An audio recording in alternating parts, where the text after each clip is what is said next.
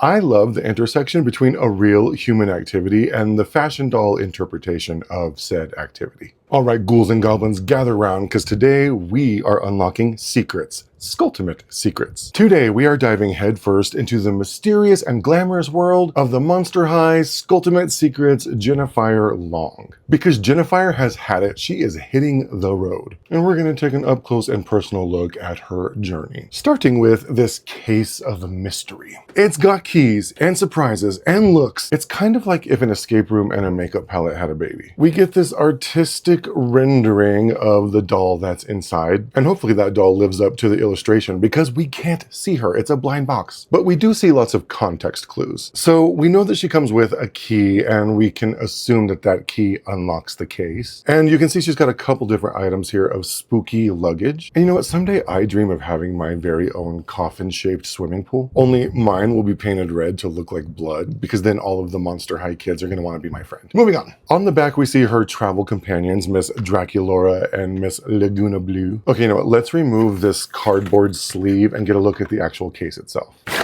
Okay, so here's the case out of the cardboard sleeve, and I gotta say, when I first saw the case, I was a little disappointed that the whole thing wasn't like coffin-shaped. That just seemed like a missed opportunity to me. So I was happy to see that there is this coffin-shaped cutout here along the front of her luggage, because having a coffin shape somewhere here is a no-brainer. But the case itself is a lovely purple color. You can see molded here, Monster High, a little skullette peeking out, her key inset. It's got some swirlies and some spiderweb details, another little skullette down here. And she's personalized the case with all of these Jinafire themed elements, which if you've ever stood at a luggage carousel, you know that personalizing it like this can really help locate your luggage at the airport, or in her case, the scareport. It's got a spooky palm tree with these little coconut skulls and her dragon tail wrapped around a black heart. We've got little storm clouds here. The Jinafire specific skelette. It's got her name. I love this little spiderweb umbrella and this little flower down here. I'm not sure what that is. Is that a lotus flower? I don't know. Comment down below. On the back, we have another coffin cutout here with what appears to be this Polaroid picture taped up to the back of her case. It's a picture of her hand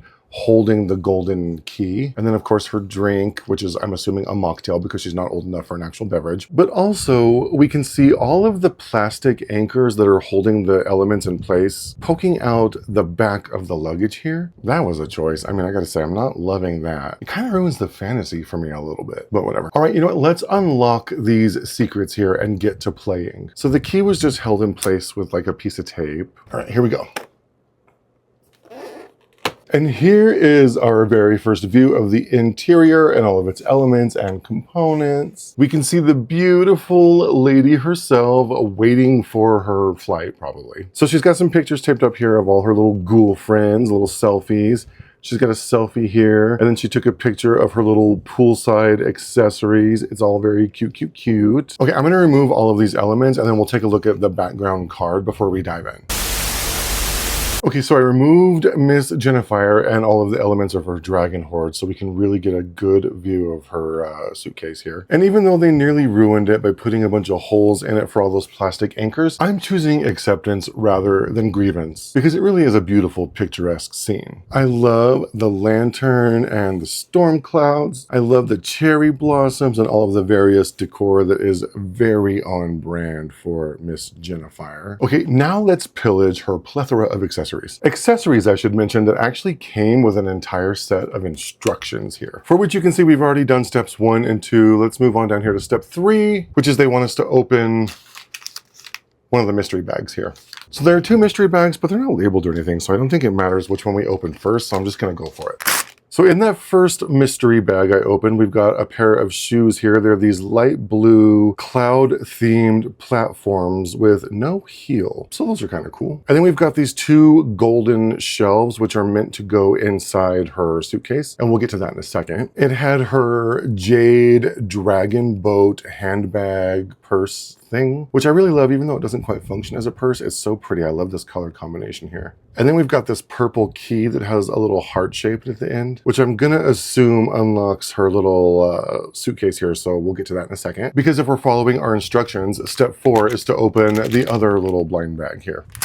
All right, so blind bag number 2 came with her handheld fan, so she can fan herself off when she's laying on the beach, I guess. It had this pearlescent ribcage cloudy chest piece thing. 2 jade hangers. I think this might be like a luggage tie. You can see it's supposed to like clip to something. It's got a little skullet here. And then the most adorable round purple lens sunglasses with gold tassels that I think I've ever seen in my life. Aren't those just so stinking cute? I love them. Okay, that's it for the blind bags. I want to take this purple key now and get her suitcase open. You can see her suitcase has that little heart-shaped keyhole. It's also got these dragons here and then some gems down the front. Of course, Monster High on the back and molded wheels so that she can roll it through the airport. All right, let's break it open and see what's in here.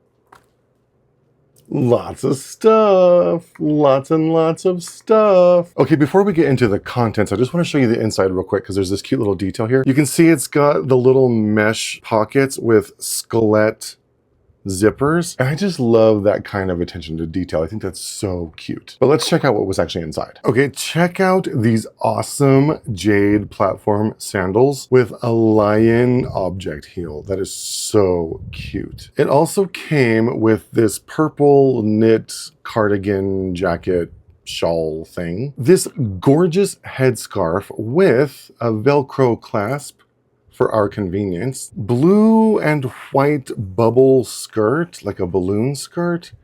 It's got clouds on it. I think that might be a pagoda. I believe that's what those are called. It's pretty. I like it. And then this jade skullet key that I assume opens her jade carry-on bag. Let us refer to the instructions. Oh yeah, okay, so far we are doing this absolutely in the order that the instructions intended us to do, which is kind of a miracle because I really wasn't paying all that much attention to this.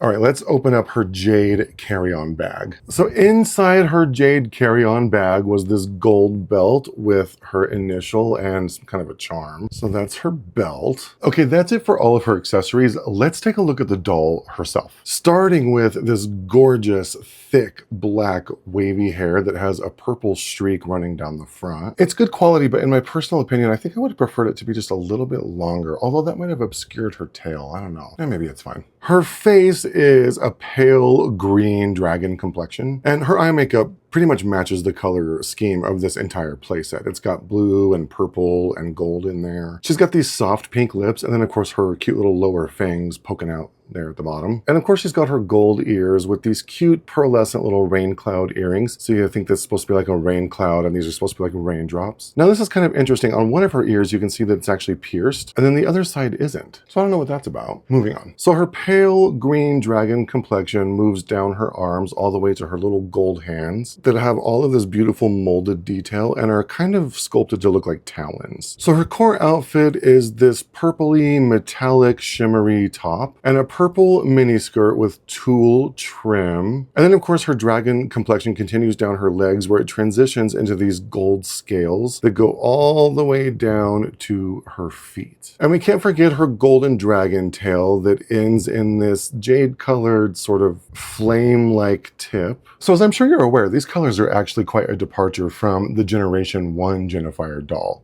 She was all over gold with green hair because that's how she was in the movie. I think it was Scaris City of Frights, I think that was the first time we ever saw Jinafire. But I gotta say, I don't think I have a color preference. I think I kind of like both of them. Although I don't actually have a Gen 1 Jinafire doll of my very own someday. But as for her articulation, if you know anything about me at all, you know that I don't care about it, but I'm gonna go over it for you because I know there are those of you out there that do like it and I support your life decisions even if they aren't my own. So she's got neck articulation, shoulders that go out and back and forth, elbows, wrists, chest, legs that go out and back and forth. Okay, that's it for the doll. I'm gonna put all of this together so we can see her final look. Stand by.